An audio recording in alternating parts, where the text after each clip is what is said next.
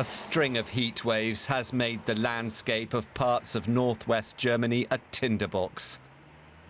As a new wildfire broke out, authorities triggered a swift and stark warning and evacuation.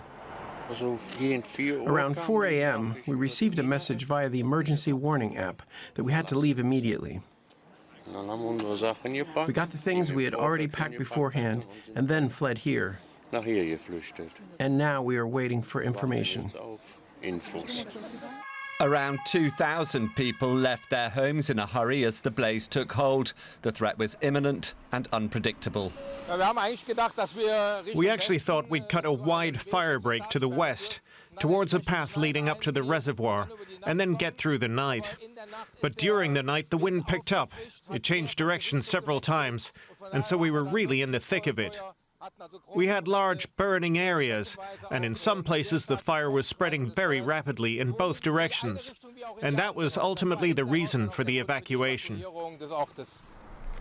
Besides the shifting winds, there is another obstacle hampering rescue efforts.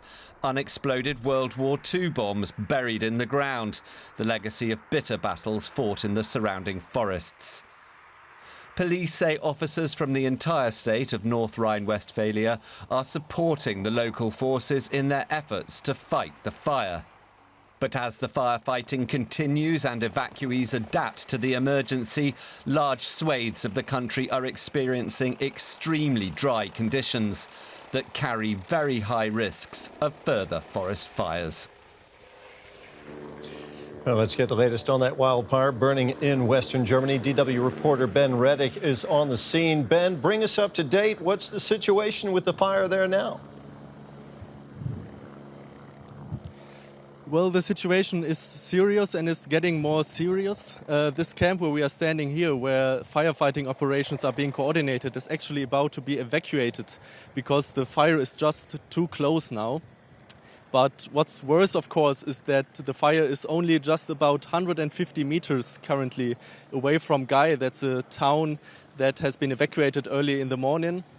And the people that live there are naturally very worried if they will be able to return to their homes anytime soon. Tell us what's being done to bring this fire under control. How are firefighters battling this blaze? We can hear a helicopter there in the background now. Yes, helicopters are the method of choice right now.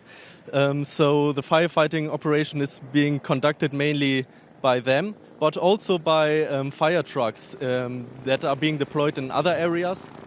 And even tanks from the German army are being used to cut fire breaks into the forest to slow down the spread of the fire. This fire that's burning around you now, it's burning at a place where battles were fought during World War II. There's still unexploded ordnance in the ground there, I understand. How much of a risk does that pose to the firefighters and the residents? Well, that's of course a big risk. I mean, there's lots and lots of mines and grenades scattered around the forest because it was a huge battleground in World War II. And there already were some speculations that some explosions were heard that could have been caused by this World War II ammunition. And it, of course, makes it very difficult for the firefighters to enter deep into the forest. Because once the fire engulfs these ammunitions, then the fire could spread even more rapidly and even more explosive.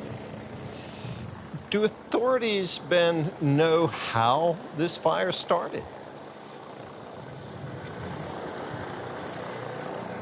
No, we can only speculate about that. It's very unlikely in this area that fires start by natural causes. So some kind of human cause was the reason for this fire, most likely.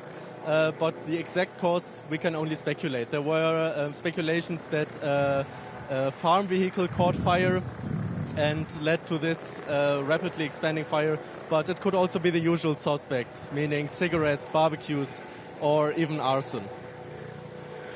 What are the weather conditions there now? I mean, obviously it's not raining, but is there any relief in sight on that front, on the weather front, Ben? Are the winds expected to die down, which of course would be helpful?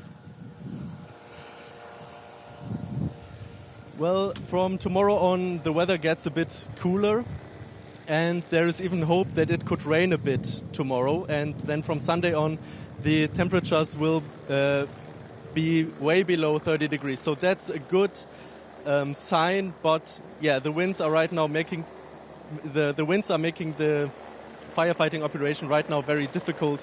So at least if the temperature would go down and a bit of rain would come down, that would already be a good news. Ben, thank you very much for your reporting. That was DW's Ben Reddig.